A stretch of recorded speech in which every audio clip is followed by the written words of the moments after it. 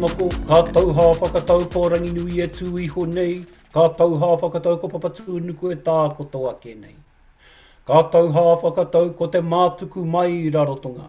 Kui āruku I a manoa pauroto, kui āruku I a manoa pauaho. Kia tina whakatina. Te more I Hawaiki e pupu ana hoki e wāwau ana hoki, tā rewa tū ki te rangi. Kia eke tangaroa, eke pānuku. Tau mai te mauri, haumi e, hui e, tā iki e. E ngā mane ngā reo, e ngā kārangaranga maha o te motu. Mai te tai toke rau, te rohe o ngā pui nui tonu, Ngāti Hine, Ngāti Wai, te rarawa, me te aupauri. Te ahorangi, Jackie Kid, tēnā koe. Ka tau ana taku manu ki maunga keke, ko tāmaki makaurau, tāmaki here here ngā waka, tēnā koe, tākuta, Wendy McRae, Korua Rā, Gilly Sinclair, tākuta, Raywin Gavin, tēnā kouta. Ka rere ki moihau maunga, ko pare hau raki te whenua, tikapa, te moana, tēnā koe, Jenene Crossan. Ki te tai rāwhiti, nā uri o poraurangi, o kahungungu, te tatau paunamu, tēnā koe tākuta, tina ngata, rere ki uta, he piko he taniwha, ki Waikato taniwha rau, tākuta Rawiri Jensen, ki tāmaki tēnā koe. Kāhui maunga, kāhui taraka rere aku manu, ki Tongariro, ki te rohe o tūwhare toa tēnā koe, Rob Griffith. Ka tau ana taku manu, ki te pai o te huia, ki reira, ko tākuta Brian Betty, ahorangi Mariana Churchwood, Mana te Hāpori, Pacifica, Talo Falava, Malo Lele, Malo Ni, Nisambula Vanaka, o tira ki te ahorangi Michael Baker, tēnā koe. Ko tō rā, ko tākuta Martin Chadwick, tēnā kouta. Whakawhiti te moana rau kawakawa ki te waka Maui, ki te Waipounamu, ki o tākau. Ki reira, tēnā koe, tākuta Sarah Rhodes. Te toko maha o ngā pūkinga, ngā kai kōrero o te kaupapa mo te rānei. Te mate uruta, te mate uruta roa, te haerenga whakapiri mā te kohu. Ka tira, ko hoki ngā mihi ki a rātau rā, ki auraki mauka, ki a te kuia aroha Reriti Crofts, korua hoki, te whānau, te pūtahitanga, kia te whānau mōkena. Haere atu rātau, ki te pai roa matariki me rehua, tangi huai, hoki ngā whakaro, ki tāmaki here here, ki o rākei, ki te whānau Hawke, ngā whānau pani ana, tēnā koe, e te rangatira, he tū atu ki ngā tihi taumata o te tikitiki o rangi. Ko tō hoki, o te motu, mai te taitoke rau ki te taurapa o te waka, ki rekohu, ki whare kauri, nau mai, hara mai, whakatau mai, ki tēnei, o tātou nei, kōrero mo tēnei rā, mō te mate uruta, roa ki te haerenga whakapiri mā te kohu. Nō reira, no te whare wānanga o tākau ki pōneke, no te iwi nei ko Ngāti Toa Rangatira, ko te atiawa, e mihi kau ana tēnei, ki a koto katoa, tēnā koutou, a kia ora e hui mai tātou. Kia ora. Ladies and gentlemen, thank you. I've just opened on behalf of our mana whenua for the University of Otago, Wellington, and acknowledge all of the distinguished speakers from the Four Corners and all of our mutu of Aotearoa. Tēnā koutou, kia ora mai tātou. Kia ora toa. Thank you very much for that wonderful introduction. Welcome everybody, and in particular welcome to our participants who are here because they're living through the experience of living with long COVID. This meeting is for you, and it's about you. And I think that that's important.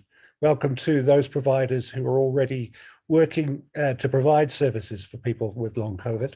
And some of you who are contemplating it, and I would really encourage you to take inspiration from this symposium to move forward and follow the example of other people who are providing a wide range of services to people with long COVID. It gives me great pleasure to introduce our first speaker, who is Jenene Crossan, who is from Ngāi Tahu. She is the founder of Long COVID Aotearoa, and she's also working in the research field with 3 universities, which is very impressive. And she is really speaking on behalf of the long COVID community this morning, and I'm really looking forward to her presentation. Welcome, Jenene. Kia ora, Rob. Thank you very much for the kind introduction. I am one of the co-founders, but when I take all the credit there, there is a lovely group of people. Before I start, I just want to say this is a very emotional presentation for me, and I can hear it in my voice already. So this might be a little harder to do than I thought it might be. So please bear with me if I find myself voice breaking through this. Kia ora tātou, ko te piha, te monga, ko piha, te awa, ko Ngāi Tahu, te iwi, no piha, oho, ko Crossan, toku, whānau, ko Jenene, toku, ingoa. Tēnā koutou, tēnā koutou, tēnā koutou katoa.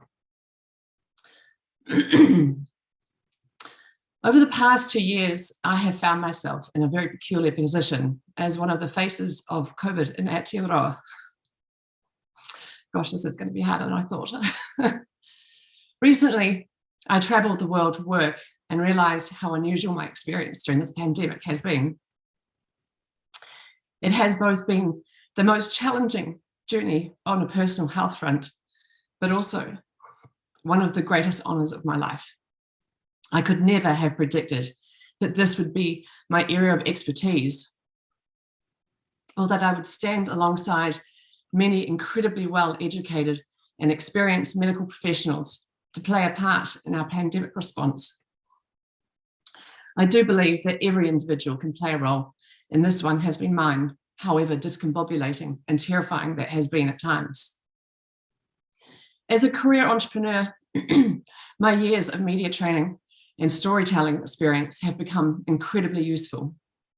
It is not unusual for me to have to convey big ideas and convince people to back and support the underdog.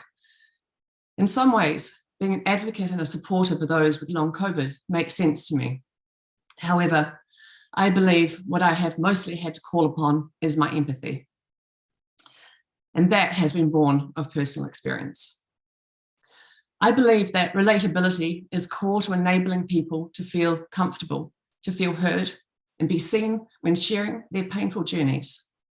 It is a daily practice of being open-minded and capable of embracing the many facets that are continually evolving with long COVID. It is the most researched subject, the most feared for, debated, gaslit, and open to enormous amounts of conjecture and conspiracy. It is many things all at the same time, yet none of them are easy to pinpoint or fix. It doesn't stay still. It morphs and it renders many lives shattered and destroyed. It breaks hearts, it breaks minds, bodies, and families. The Long COVID Support Aotearoa group that I belong to is administered by a half a dozen group of patients who want to help others. These fellow empathetic people are doing their very best with what they have, which is really not that much. It is in the truest sense a motley crew. We are not trained social media administrators. Most have not had experience in chronic conditions, disease, or any other form of medicine. And yet we find ourselves helping provide answers on these subjects and more, including employment, benefits, and finances for the thousands of people finding themselves unwell long after everyone else around them has largely recovered. There goes that word again. I'm going to let you in on a little secret. For a long time there, as the daily 1 p.m. presses were held by the ministry, we would hear that little word used to describe those who were no longer infectious. And it became an affront over time, 9 little letters causing great upset amongst my peers. It didn't make room for what was our experience. It was the beginning of what for many felt like years of gaslighting. It left no room or made no space for those who simply hadn't done what was being suggested. We had not recovered. My personal journey echoes many. With a somewhat mild initial COVID infection, though I did land myself in hospital for 3 days, it took the fairly typical 6+ weeks to recover immediately. And that much I expected, especially after how hard it hit me. What I didn't know, which now feels naive at best and negligent if intelligently inspected, was that I had a weakened immune system, and that due to a number of factors, previous Epstein-Barr virus, endometriosis, high-stress life with maxed out adrenals, including a surgery not long after my COVID infection, meant that the risk for a post-viral syndrome was high for me. But there was no warning. I did not know this, and I did my usual overachieving best to get back on track as soon as possible to take back my life that COVID had been trying to take from me. In the end, COVID won, and I lost 13 kgs from an inability to stomach food without triggering some kind of allergic reaction. Brain fog so intense that I wondered if I had early onset dementia, following in my mother's footsteps. Joints so painful that when I stood, it felt like I had glass in them. But they competed with the near constant dizziness that came with standing. My body raged with inflammation. My sole remaining ovary grew persistent cysts, quite unheard of from my gynecologist's point of view. My bowels were covered in polyps that we removed and grew straight back. And the fatigue felt like my battery pack had been permanently removed. I had no ability to work, exercise, or socialize, to lead my business or my team. And with 19 varied symptoms that flared on and off persistently for the first year, I found myself also in very early menopause at 42, depressed and incredibly frustrated at the lack of care that I was shown by so many professionals.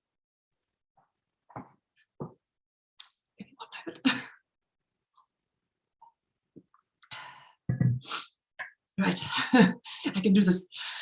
I craved to hear the words, "I'm sorry, we don't know what is happening, but we'll try our best to help you," rather than, "Your tests are all normal."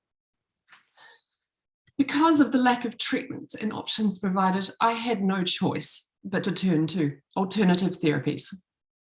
I invested thousands of dollars in these exclusionary diets, supplements, coaching.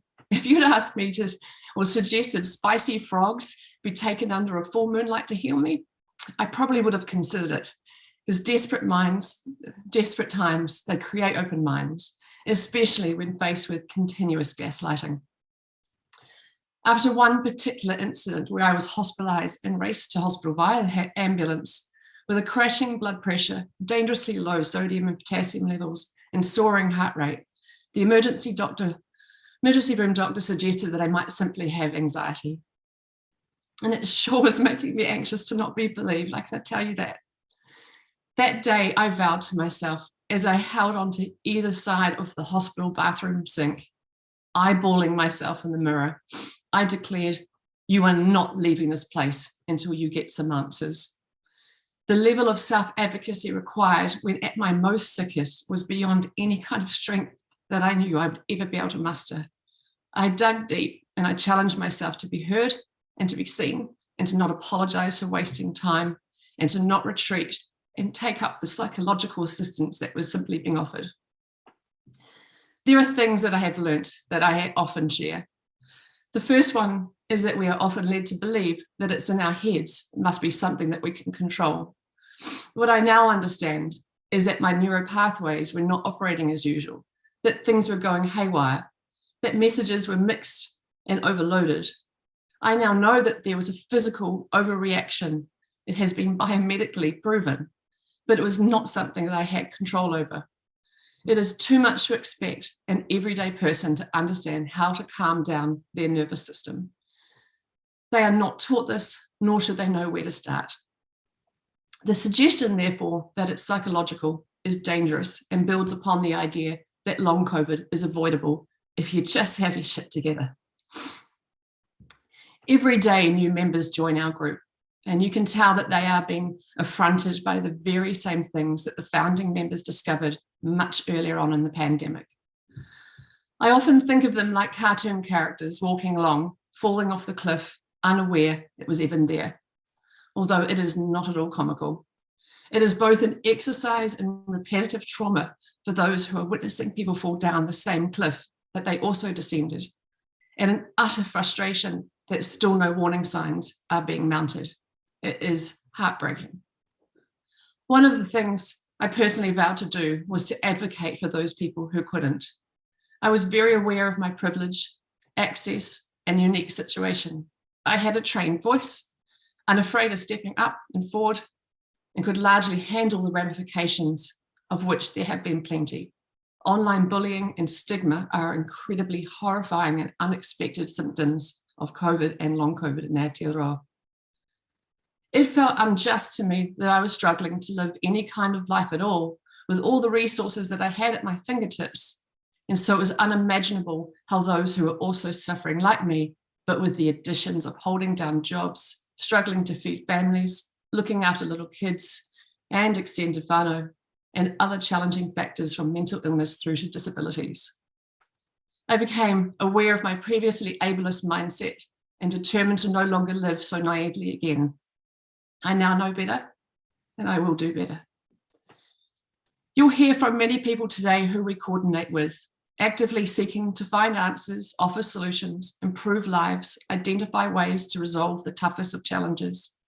It is thankless, relentless, confronting, frustrating, and you know what? It's sometimes a little bit boring too. And not in the, oh God, I've got better things to be doing with my time kind of way, but in the, how are we still having this conversation again varietal?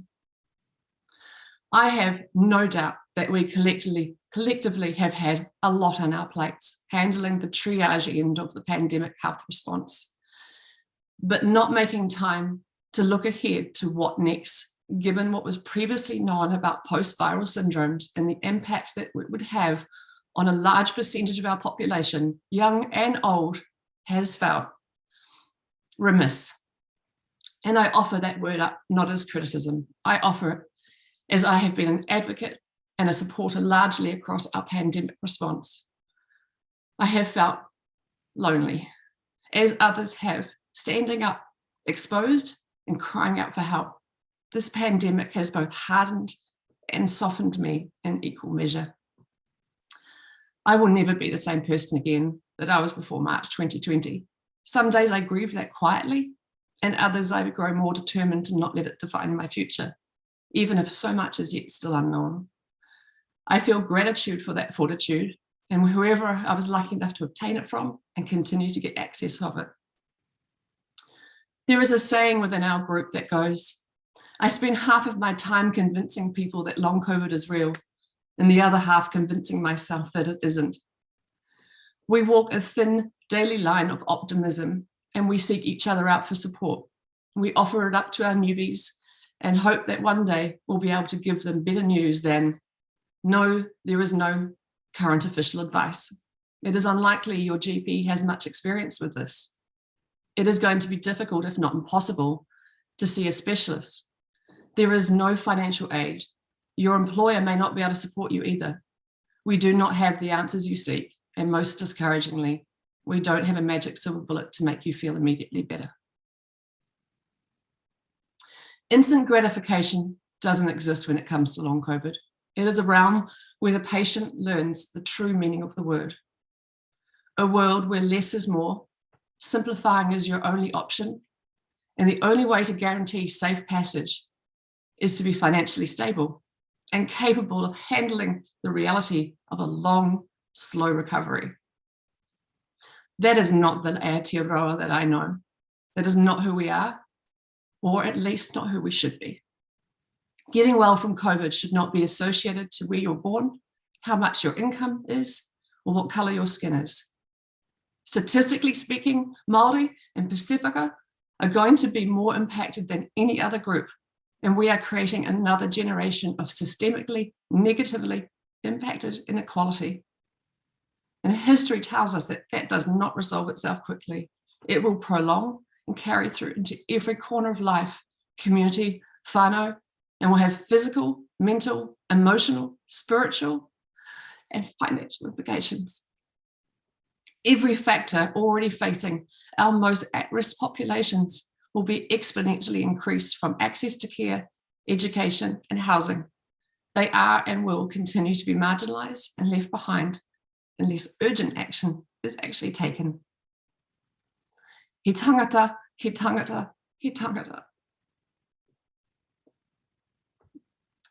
These must not merely be words we use to say, but actions that we live by. A year ago, I stood in front of that hospital mirror and I vowed that I would not wait for the government to come to the rescue. And I would do all I could to help as many people as I could for as long as I was possibly capable. Sorry. One more breath. I've kept that promise, but the load is becoming too much and we need your help too. It is time for the collective strategic response to step in, to lead the way out of this. Every individual in the room today can play a part, and I ask you to. I implore you, and I beg of you. It will require us doing more, going over and above what our job descriptions are. And I feel like going from tech founder to COVID advocate was a pretty large bend. So I have faith that those here in the room are far better positioned with stronger networks, greater experience, and a lot more education than this high school dropout has. Collectively, you hold the keys that can turn into answers, and it starts today. It starts right now as you lead with lived experience. And I want to thank you, Rob, for this, for making room for us, for setting the tone, for bringing us to the front of this agenda. And I ask each of you to follow that leadership shown by showing up with open palms and open minds and open hearts, willing to listen to those who are the most impacted and ask them very simply, how can I help? We have a list of asks, of which, Rob, if you could share now, thank you. This is what we want. We want you to ask more questions when you don't have the answers. Include the lived experience at every turn, even if it's hard to hear. Build equitable resources that are accessible to all. Have the ministry set a criteria of long COVID diagnosis and supporting documentation and resources for our GPs. Empower our GP networks by acknowledging that long COVID is multifaceted, varied, and it's very tricky to diagnose. Referral criteria for specialist care and clear support pathways. Support guidelines, educational materials and resources. A commitment to finding answers regarding the long-term care of our patients, and not just limited to, but including work-safe policies, extended leave of absence for illness, workplace accommodations, income support, physical and home care, sick leave. And make that clear across all the departments that are involved. Start establishing a pipeline for patients to GP to specialists to ensure that all are involved, understand the pathways, make the journey more known. Fund and establish long COVID clinics and look to what's happened globally and learn from their mistakes, not copy them. There are ways in which we can do this so that all are needs-based assessed and not triage approached. That is where it keeps going wrong. And please fund research. We are crowdfunding our research continuously from the patients to get our own answers. That needs to change. In our support group, we need more admin. The thousands are going to be coming through here. With 200,000 predicted, this is soon to be overwhelmed, and it is really important that peer support is available. Thank you, everybody, for your time and your ears, and I look forward to hearing from many of you today. Please do reach out to me. I'm very easy to find. You can ask for my contact details and chat if you'd like to as well, and I'm happy to connect you with whoever I can to help in any way that I can. Kia ora. Jenene, thank you so much for sharing. That was very, very moving. There will be chance for questions very soon, but I want to move on to Martin Chadwick, who's the Chief Allied Health Professions Officer at the Ministry of Health and the sponsor for the rehabilitation framework for people with long COVID that we're going to hear more about later today. Perhaps we can find some responses to some of your requests, Jenene. So Martin, welcome. Kia ora katoa, thank you, Rob. Ko mātātua tawaka, ko putuaki toka maunga, ko whakatani toka awa, ko Ngāti Awa me te whanapunui toka iwi, ko Martin Chadwick ahau, ko au te Chief Allied Health Professions Officer ki te Manatū Haora. Kia ora tātou, kia hua mai nei, ki tēnei hui, ki te kōrero, ina whakaaro, ki te whina nōrera, tēnā koutou, tēnā koutou, tēnā koutou katoa. Just kia ora everyone, and thank you so much for the opportunity to be here today. Very, very humbling, Jenene, to follow you. I'm not quite sure how I can do that, but hopefully I'm going to start to lay a little bit of a groundwork as to some of the solutions that are coming down the track. So I think the good thing is that there are some things that are in train. Of course, it always needs to be tomorrow, but I think we can start to say that work is underway. So I'm going to do the dreaded share screen, and hopefully you don't lose me, and we can all keep to task. And so what I want to do here is just really take you through what our current approach is, and it really does acknowledge that this wasn't a conversation that I think any of us anticipated having 2 years ago, 2.5 years ago. And I think as we've progressed through, there's been a concern that I've held, and certainly the ministry has held, that while we are dealing with the bow wave of the current COVID outbreak, what we are going to be dealing with in time is going to be the stern wake, if you can use that type of a shipping analogy, that there is going to be people who are going to live with issues around long COVID. And obviously there is the responsibility on how we start to plan for that now. So what I want to do is just take you through what we have in place and what we are planning to do. I think some of the core principles that we're seeking to oblige by is giving effect to our obligations under Te Tiriti, including the interests and needs of Māori. And I think as we reflect back on the response to the acute COVID, is that what we've noted is that when we actually had Māori to the fore, that they were very, very good at dealing to the needs of Māori. So it's an assurance that we continue to do that.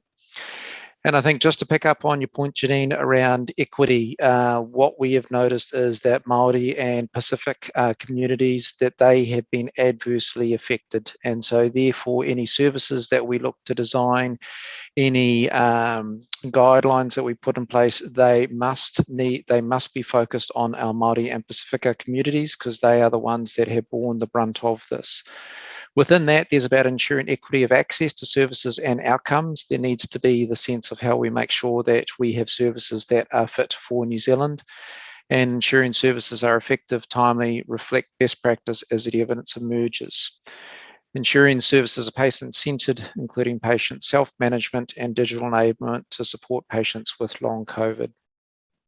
So those are some of the underpinning principles that we're trying to oblige by as we work through this.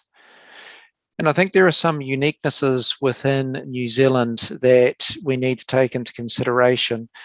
And internationally, New Zealand really is probably the main country, or if not the only country, that is dealing with Omicron as a primary variant. When we start to look internationally, what we note is that you have Delta and the previous variants that are dominant, although that is now starting to change in all other jurisdictions as well.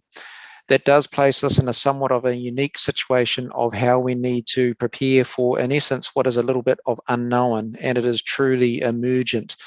And I think it's probably one of the key things that we need to embrace, is that there isn't a golden path for dealing with the Omicron variant. What we need to do is make sure that we continually learn from what others have done before us, take the good lessons, not the bad lessons, but knowing that it will change. And I think that has been one of the successes of New Zealand. It has been our ability to adapt and change as that need to adapt and change has come through. So I think there's a little bit that we don't know wholly what best looks like, but we will continue to monitor and understand what best needs to be. Second point there I've already alluded to is that when we look from a proportional standpoint, it is Māori and Pacific peoples who are bearing the brunt and therefore are adversely affected by both COVID, and therefore if you go with simple percentages are more than likely to bear the brunt of living with long COVID. And so therefore there needs to be an appropriate approach and a focused approach. And just to reinforce the point I've already made is that limited literature and statistics specific to long COVID relevant to the population of New Zealand. There's a lot we can learn from other jurisdictions, and I'll speak to that in a little bit as to what we have been doing. But when it comes down to what is specific to Aotearoa New Zealand, that is what we need to keep a very close focus on to make sure that we are applying that which will work for us, not simply trying to translate what has worked elsewhere. There needs to be a process of transliteration as well. So we do have a specific program of work underway within the ministry, so being able to pull together a team to start to work on that. And it is, first of all, and to pick up on your point, is that we are looking at some specific criteria as to how do we determine what is long COVID. So we'll be looking at shaping up that advice there. And it acknowledges, I think, what has already been articulated, that most people who are infected with COVID is that generally they recover within a 2-week time frame. However, you do have the portion who are going to continue with symptomology on an extended period of time. And especially when you start to get beyond the 12-week mark is when you start to fit more comfortably, or fit, not comfortably, but fit into that criteria of what is long COVID. And so there are 4 specific streams of work as to what we are trying to do at this time. And there'll be other speakers following me today who will talk about what they're doing specifically within their jurisdiction. But what we're trying to pull together is a toolkit so that if there is a health service who is desiring to put a specific service in place for people who are living with long COVID, is that we can take those lessons learnt from a New Zealand jurisdiction and then start to be able to apply it elsewhere. And so I'm just looking at some of the speakers coming up. They will talk about what has been done within a Waitemata context. And so that is one area that we're watching very closely with regards to what they have put in place. But then how we can start to translate those learnings, what needs to happen if we start to look at other areas, thinking again about affected populations. You know, what do we need to do if it needs to be in Tairāwhiti and Gisborne? You know, how do we make sure we can set up a right service there as an example?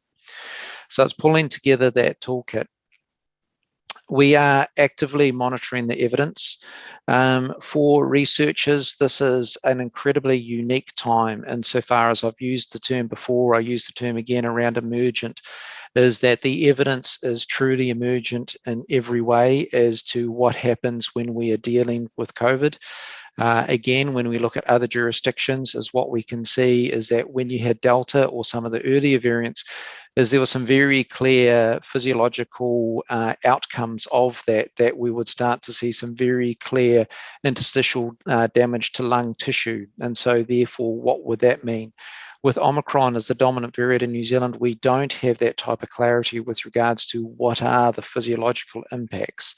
And so it does come that while that will emerge in time, it's a matter of understanding what are the symptoms that people are presenting with and how do we address the symptoms to best effect.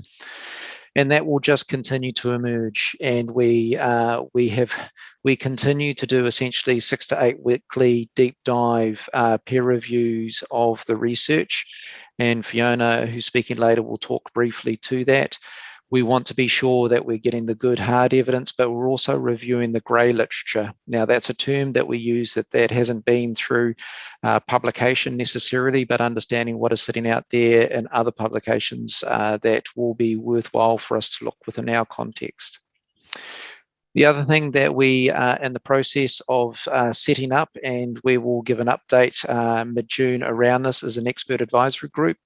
And within this is that we're trying to be very purposeful with regards to affected populations to make sure that we have got getting close to a 50% representation of Māori, to make sure that we've got a work advisory group that is going to be reflective of populations that are affected.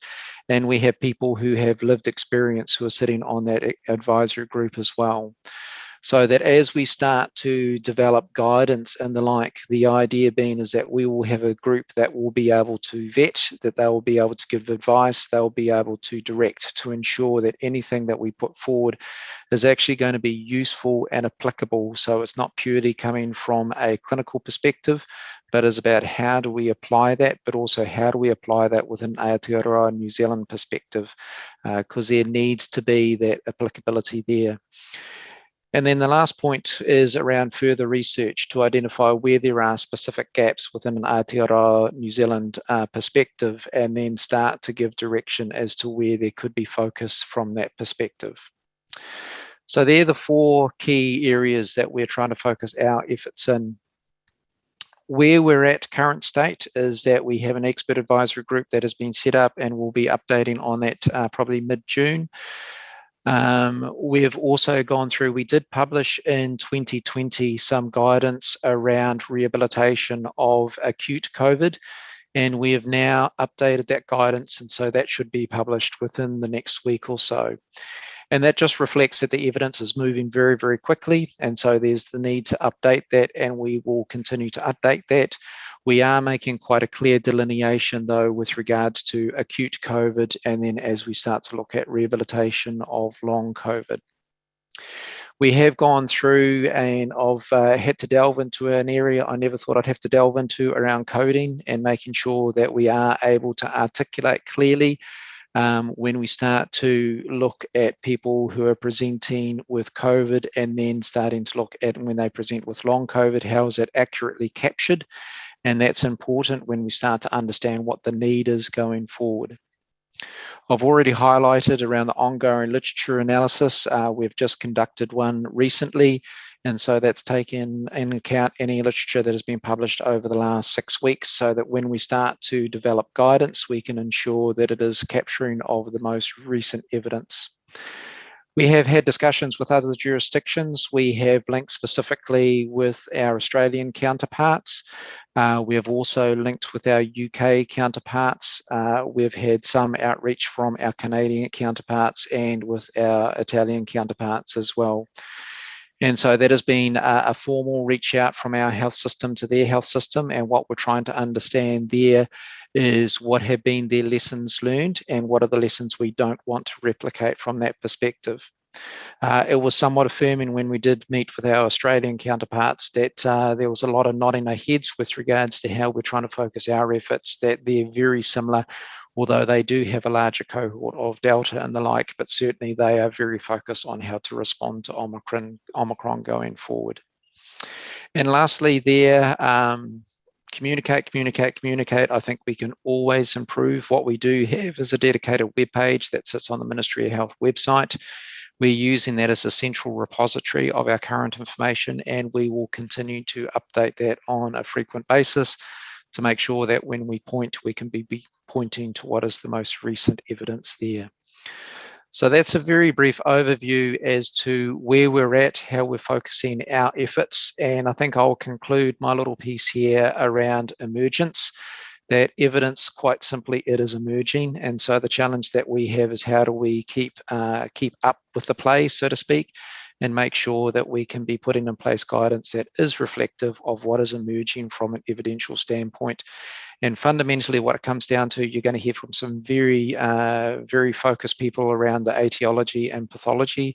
What we're focusing within this work, it is about the rehabilitation. So how we can ensure that we're getting good guidance for both primary, then secondary care, to make sure that guidance is in place into how we deal with the symptomology in the now, as there is greater clarification around etiology and pathology going forward, then we'll be able to adapt, but to make sure we're getting that guidance for people in the now. So I'll finish there, Rob, and I will hang around for the panel a little bit later on. So kia ora katoa, thank you so much for this opportunity. Thanks, Martin, and a great way to start this symposium and give us an overall approach. I'm going to hand over the chair now to Rochelle Martin, also from the RTIU, and she's going to introduce the next speakers. Thank you. Kia ora. So we're moving on to session 2, as Rob said, there'll be an opportunity to ask questions for all four of these speakers at the end. So a brief overview of the session. We're really, within the session, trying to understand a little bit more about what is the evidence. And first up, we have Anna Brooks, who's a cellular immunologist and senior lecturer at the University of Auckland in the Faculty of Science. And Anna is going to be speaking with us a bit more about immunology and pathology. Thanks, Anna. Great, so thank you for the opportunity to speak here today. I'm going to really be whizzing through and only just really scratching the surface about what we know about long COVID, given the time constraints. So I'll do my best to cover off all the key aspects. So I've been working with the long COVID lived experience group for a long time now. So just want to sort of introduce by saying this has been an absolute critical element of understanding these post-viral illnesses. Because there is so much that working with patients themselves has led us down the path of research.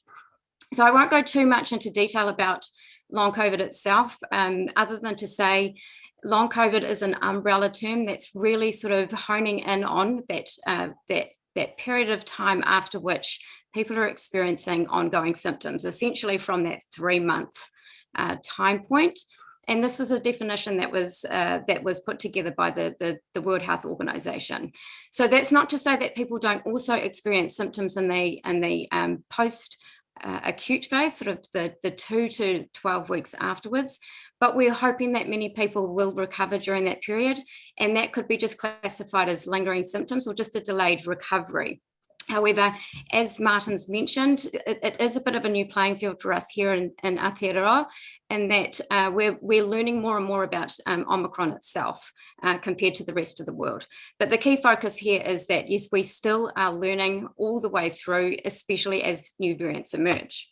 So that the other key aspect, I guess, about long COVID from that 3-month point is that it's not necessarily just the ongoing symptoms, but people may be developing new ones as well. And so that's something to be mindful of with patients, and that necessity to potentially keep going to the doctor to understand what may be emerging with the symptomology. So what do we know about the pathology in general? Well, again, there's been this clear difference between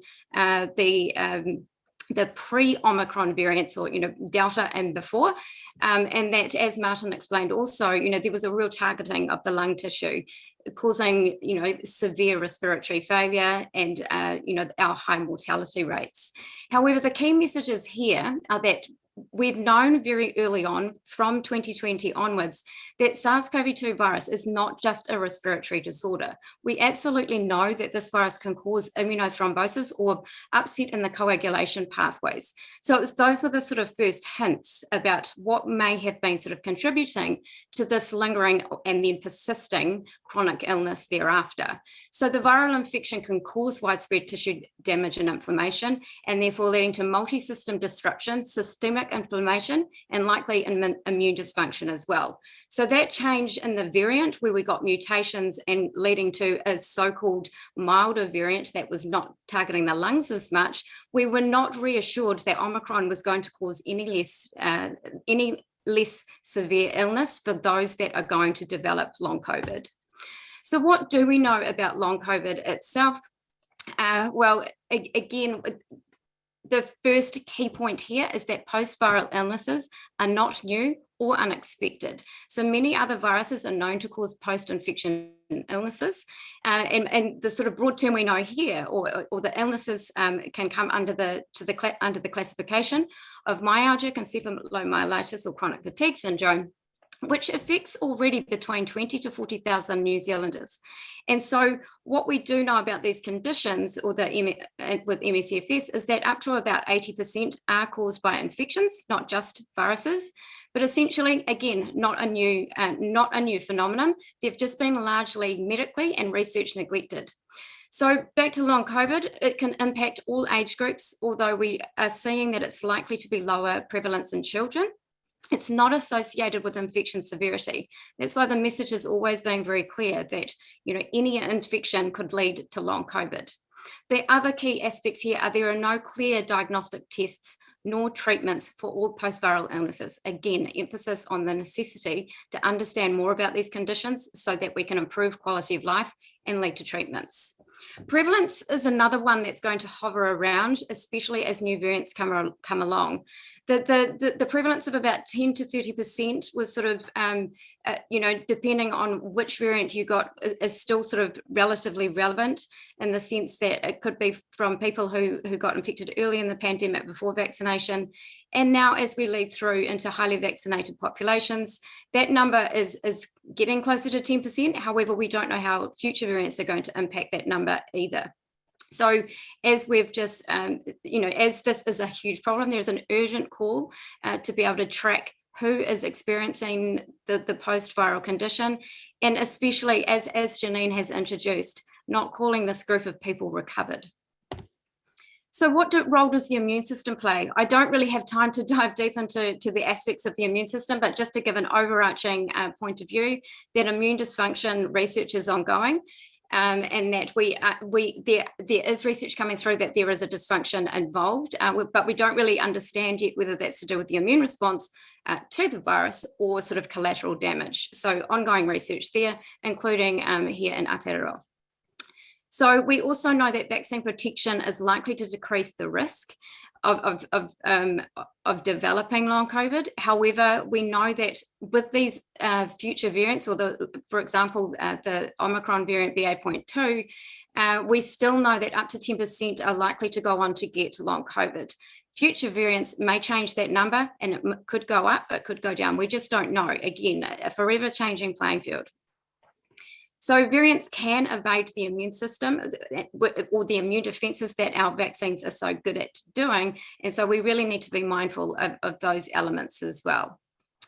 So reinfections will also likely increase the risk of long COVID and or other long-term health impacts from this virus. So the message is still very clear. Even if you get COVID and recover, you may not be out of the woods, and you may still be impacted by this virus, by long COVID with future infections. So as I've mentioned, there's a relationship between long COVID and ME/CFS or other post-viral conditions. And so this slide here is sort of really bringing together what we do know about ME/CFS and sort of aligning that with what we're hearing about long COVID.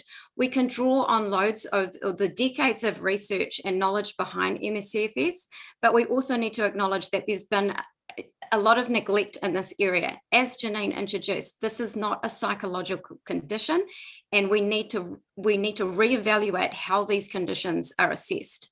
So I'm not going to go through the slide in detail in the interest of time, but essentially what we've got here sort of on the right hand side under the ME/CFS categories here are sort of the medical terms or categories that have been well established, so sort of clinically diagnosed people with ME/CFS. This is not easy. There is no clinical diagnostic test to be able to do this.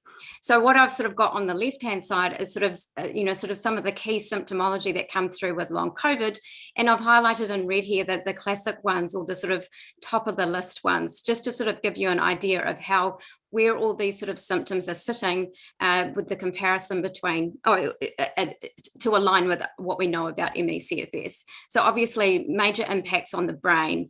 And then we've got the profound fatigue and the dysautonomia, or the upset of the autopilot disruption, essentially are the core areas or the core symptomology that is associated with ME/CFS, and we're hearing a lot about in long COVID. That is not to say that every person with long COVID is going to meet the criteria for ME/CFS. We need to keep an open mind across the board about these illnesses, and go in with an open mind, and with no preconceived ideas, but at the same time drawing on the wealth of knowledge that is there, so that we can help people with long COVID manage their symptoms better.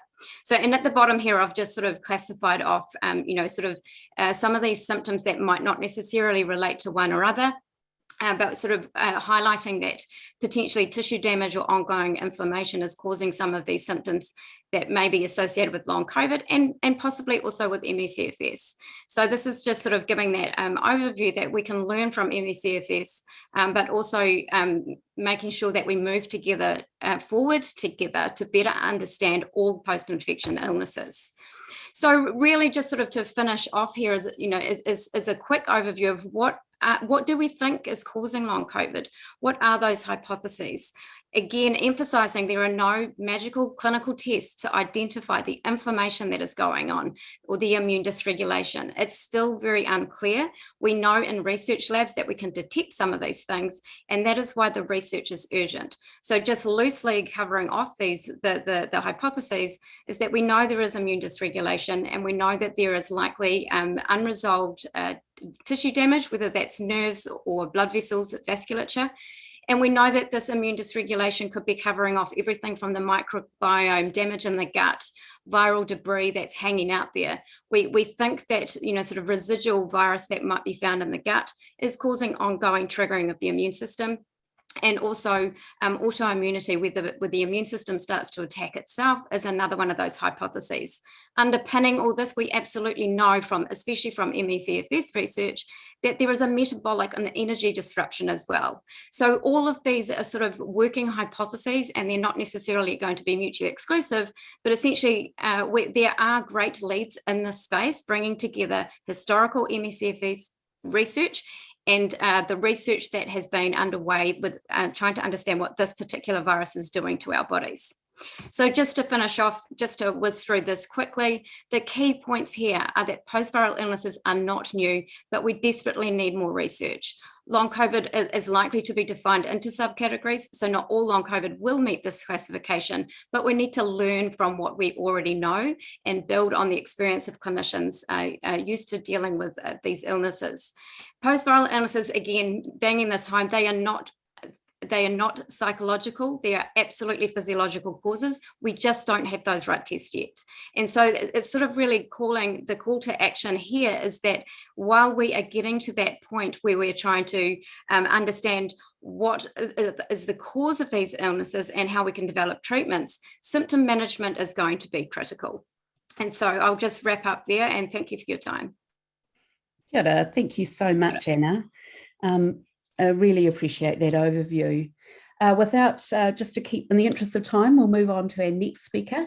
Mona Jeffries is now going to be sharing with us some of the findings from the impacts of COVID-19 in our Aotearoa study. Mona is an epidemiologist and currently working in the Health Services Research Centre at Victoria University of Wellington. And has been part of the group that's put together today. So thank you so much, Mona, for sharing. Kia ora, Michelle, and many thanks to being invited to speak. I'm really delighted to share some preliminary results for you. This is a study that is ongoing. We started in August last year. It's a Ministry of Health funded study. So this is the first time anybody will have seen any results. So you are in a very privileged position, but they are preliminary. So we'll be over the next few weeks, you'll see coming out over social media, then there will be more updated results. Before I begin, I just want to acknowledge the people who have taken part in our study, particularly, so this was a study of all people who had COVID-19 in Aotearoa, New Zealand before December 2021, so no cases of Omicron. But the data I'm going to present to you today are people who've got long COVID. Now, from all we've heard from Jenene and from others, we know that taking part in a study like this takes an extreme amount of effort for people who are living with a long-term condition. That does particularly affect fatigue and brain fog. So I would just like to acknowledge everyone who has taken part. The study that we did was set up in a Te Tiriti-based partnership. So we have got a Rōpū Kaitiaki, and we also have got a Rōpū Rangahau, so an advisory board as well as a research team. And you can see from these pictures here, there's been a huge number of people involved, both in terms of advisory and in terms of research. And it's been a very collaborative piece of work, which we are delighted to be able to share with you today. When we originally designed the study, we were responding to an RFP that came from the Ministry of Health around this time last year. At that time, when we applied for the money, there were 2,500 people who had COVID-19 living in Aotearoa, New Zealand, age 16 and over. So we were asked not to look at children at that time. By the time we started the study on the 16th of August last year, then the Delta outbreak was just beginning. And by the time we came to our cut-off of who to include, there were 8,700 adults as of the 1st of December last year who were eligible to take part. Those people were sent a letter to ask them if they'd like to take part from the Ministry of Health. So clearly we didn't have identifiable information about those people. They were sent the letter and asked to respond to us if they'd like to take part. And they had a couple of reminder texts to see if they would like to. Taking part meant being involved in one or more online surveys, and that's the data I'm going to present to you. And we've also done some qualitative in-depth interviews, and my co-lead, Dr. Lynn Russell, is going to be presenting some of those data to you later on today. Just to say that those surveys are still available, so if there's anyone listening who falls into that category, then you can have a look at our website, covid-aotearoa.com, and continue to take part for the next week or two. Like I said, we've got about 1,000 people who have completed at least one survey, but the data I'm presenting to you today are just the preliminary results from 373 people.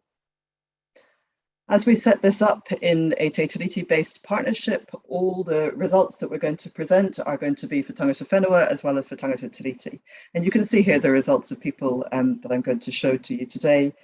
So we're going to look at 28 Māori who had symptoms for one or more, so for a month or more, of whom 3/4 had symptoms for 3 months or more. So this begins to address some of the questions that have been asked. Is, do we know if you have symptoms at 1 month post-infection, are you likely to still have symptoms at 3 months? And looking at those percentages, even though the numbers are small, we can absolutely say yes. So looking at the numbers for non-Māori, then about 65%, so about 2/3 of people who still have symptoms at 1 month are likely to report one or more symptoms at 3 months. And as Anna pointed out, those symptoms don't have to be the same. They can be new symptoms that can start, and those are all encompassed in the definition of long COVID. So what do people report? Well, we know absolutely that fatigue is the most common symptom that is reported. And you can see here from this word map, then the bigger the size of the word, then the more likely it is that, or the more people who reported that. Brain fog is really important. That's losing your words. It's about not being able to think clearly. It's about getting exhausted from mental energy expenditure. Shortness of breath is really important. Muscle weaks, muscle aches, loss of smell. But what I actually wanted to mainly point out is, putting a few numbers on these, how important anxiety is. And just to reiterate what has been said a number of times already this morning, we're not talking about this being a psychological illness. We're talking about the effect on mental health, the levels of mental distress that are happening in people who have underlying physical symptoms of long COVID. So what effect does long COVID have on people's lives? So we can see here for Māori, and a very similar picture for non-Māori, you'll see in my next slide, about 10% of people talk about having moderate to severe or extreme effects on their mobility. A smaller proportion having a moderate to severe or extreme effects on their ability to self-care. That's getting washed and dressed. So although the numbers are small, significant impacts on being able to live your life.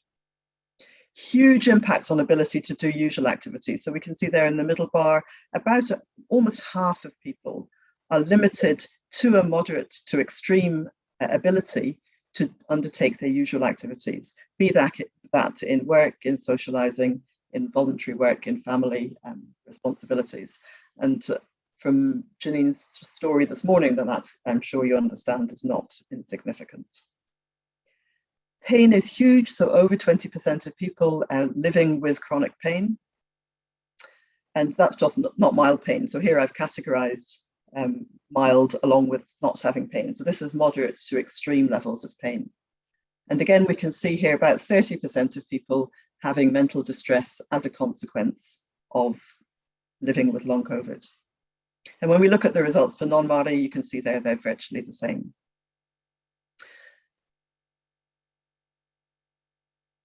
What do people say? I'm going to move on to the slide for non-Māori because Lynn is going to speak about the Māori data, but this is how people experience long COVID. Half of people saying I didn't feel understood. 44% of people saying I didn't feel listened to. 43%, my doctor didn't know what to do next. 8%, my doctor still thought I was contagious even months later. 34%, my doctor didn't refer me to a specialist. And then moving over to the right, 4%, if I was referred, then there was a number of people whose specialist referral was not accepted. Up in the top there, I didn't know when it would end. 3/4 of people living with this anxiety of just not knowing what was happening and there being no support. 42%, I was scared and unsure what to do next. My doctor didn't recommend wraparound support. I asked for help, but I didn't get any help or support. And to me, that is probably the most sad of all these quotes, is that 1/3 of people are reaching out, asking for help, but not getting any. Again, down at the bottom, another 1/3 of people didn't know who to ask for help or support. And then a significant number of people being unsure about vaccinations. And vaccinations are super important to understand for people with long COVID, because as Anna pointed out, reinfection is very serious. And so we do need to have really good science. And I know that Anna's working on this, looking at what the best vaccination profile should be for people with long COVID, because some people have had very significant setbacks from having a vaccine if they are living with long COVID. And so we need to understand how common that is and what to really have really good evidence-based advice to give to people. So what do people want? I'm going to show you again the results for Māori and for non-Māori, but they're virtually the same. People want clear clinical pathways, and that was very clear in what Jenene's group are actively asking for. And you know, when you're living with a chronic condition, that doesn't seem very much to ask for, to have a clear clinical pathway of how to be best treated and supported. The next one is really a really simple change that every single health professional who meets somebody with long COVID can do. Acknowledgement that we do not know enough. As somebody who has lived for many years with ME/CFS, that is absolutely crucial.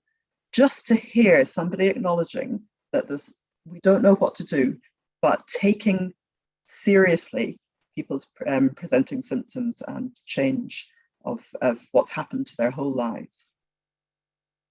Access to specialists, so we can see there from the data I presented earlier, that's not necessarily happening for everybody. Wraparound support, again, there were huge gaps in what's available for many, many people. Better communication on what to do next, a long COVID clinic, financial assistance, a health navigator to ensure I get the care I need when I need it. More information on where to get help, more information on what I can do to help myself. These are huge gaps that there is evidence out there. The whole world is grappling with this. There is good international evidence that we need to make sure that we bring to everybody living in Aotearoa, New Zealand with long COVID. Levels of home support, better informed doctors, a confirmed diagnosis. That's a really key issue because you can have long COVID very easily without having had a positive COVID test. And the World Health Organization has included probable cases of COVID as leading to long COVID in their definition of long COVID. And we know anecdotally there are people who have been told that they couldn't possibly have long COVID because they never had that COVID test. That's a gap in the provision of COVID testing. It's not a gap in diagnosing long COVID. And better information from my employers. So many, many people with long COVID have reported not being able to work, having to cut down their working hours, and yet there is nothing at the moment for employers other than the significant advocacy work that Jenene's group are working on for people to be able to provide to their employers. And just to reiterate that exactly the same issues were reported by non-Māori and in very, very similar priority orders. So I'm going to stop there so that we hopefully have a little bit of time for questions and answers. And yeah, I'd just like to thank you all for listening and for all those reactions that I got as I was talking. That's really reassuring to us to feel like we're doing something that is meaningful. And we will continue to do so and to share our results as widely as possible. Kia ora. Kia ora, thanks so much, Mona. Really appreciate that. We've now got some time for a panel where questions that have come up in the question and answer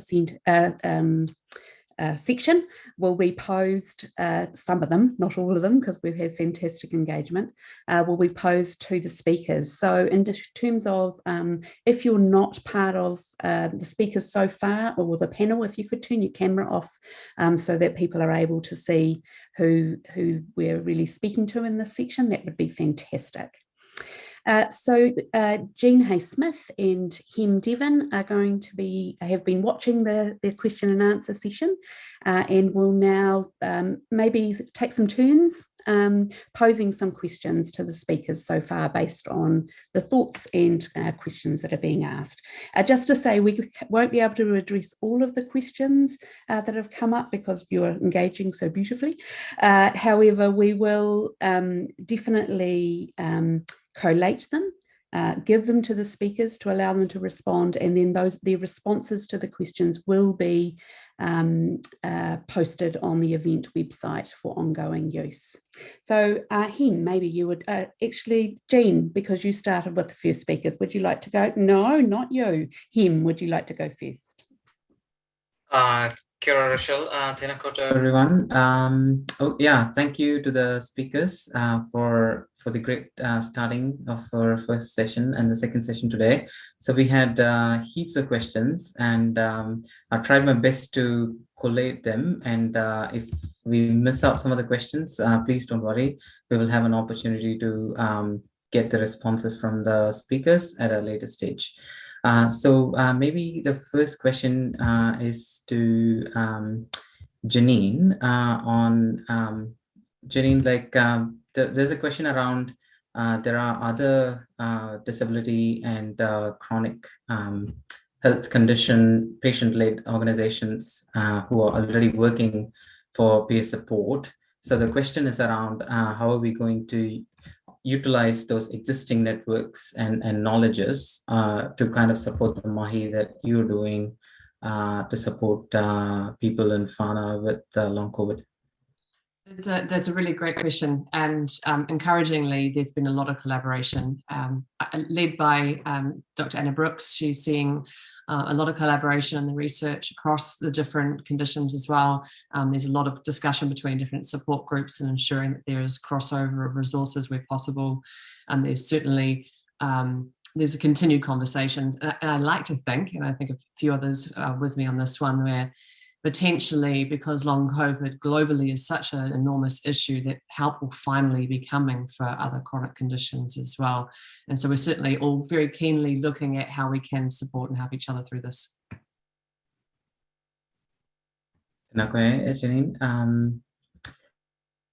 So the next question is to Martin. Martin, so there were a couple of questions around how the proposed new framework is going to cater to the needs of addressing geographical equity and also people in whānau living in the rural areas. So there's a question around like how do we develop services that would address those population and community needs.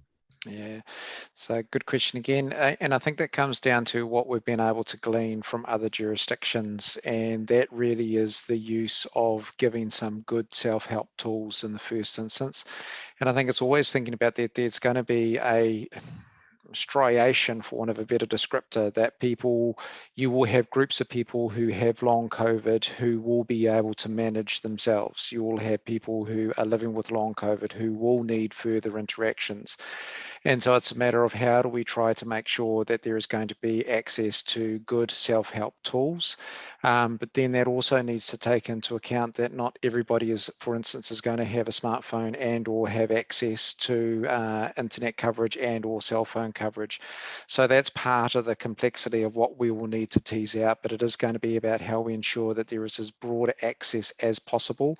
But then it is also building the guidelines so that as they come through, so it could be a rural GP, it could be a physio who is working has a practice in a very rural setting, so that there is access to the guidelines for them so that they can be able to work well with the people who are living with long COVID. So I think it's probably looking more in that striation and understanding that you are always going to have those people that are going to need to have a high level of intensive input. You are going to have those that are going to be living with, but to make sure that there are some good self-help tools available for them. Thank you, Tēnā koe, Martin.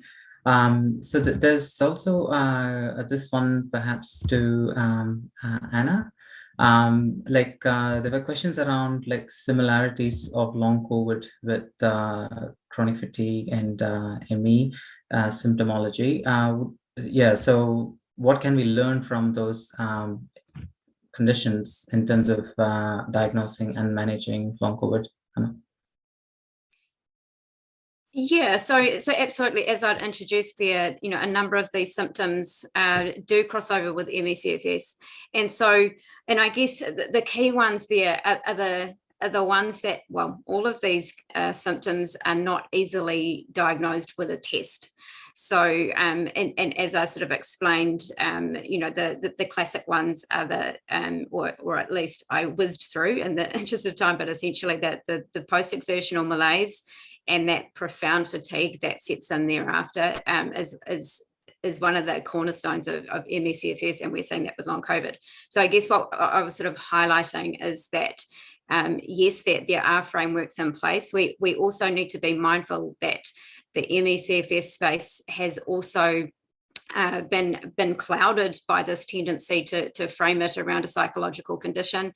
So it's more keeping the other important part is to keep up with or that, you know, clinicians are keeping up with those change in guidelines and the poor recommendation that this is a deconditioning illness and needs exercise to get you back on track and all of those sorts of things.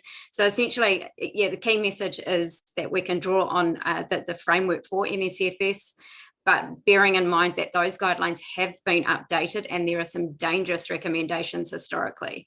So that is really, really critical in here too.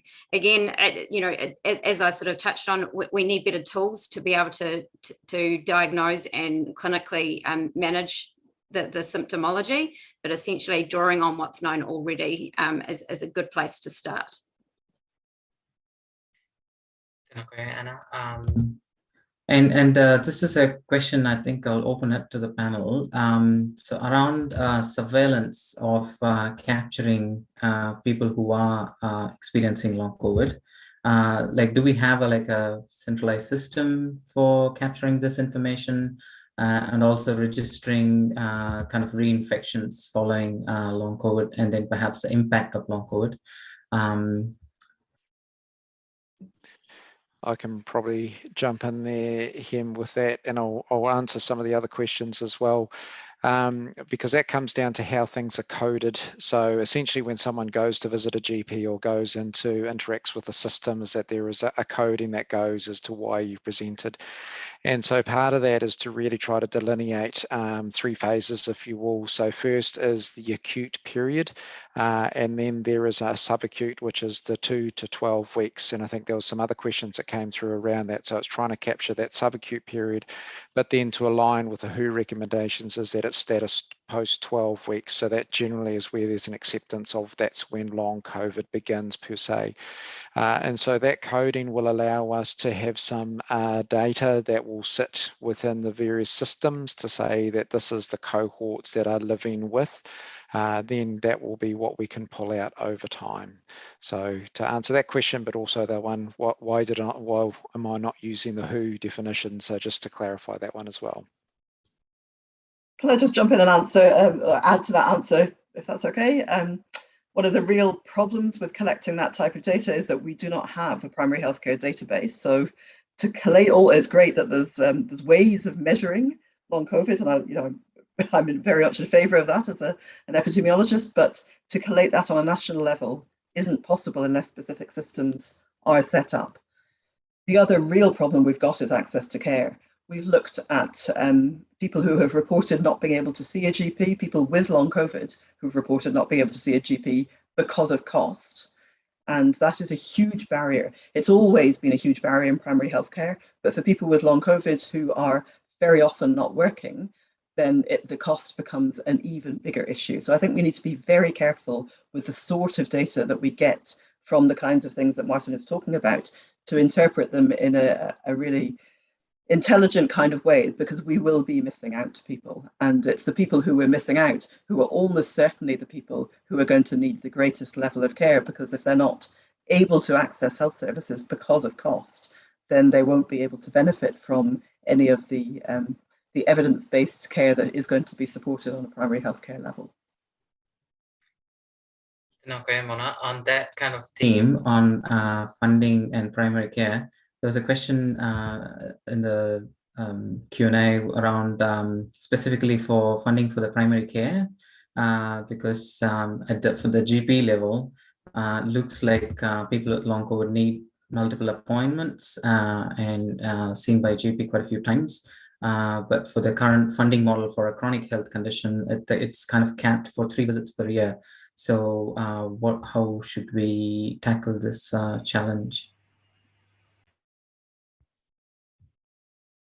So I guess that one was centered on me, was it him? So, and I think it comes down to is that there's been a huge amount of resource and funding that has been put into dealing with acute COVID. And I think a part of it is that where is the delineation? So at the moment, we have specific funding for COVID approaches that goes up to the 12-week mark, I believe.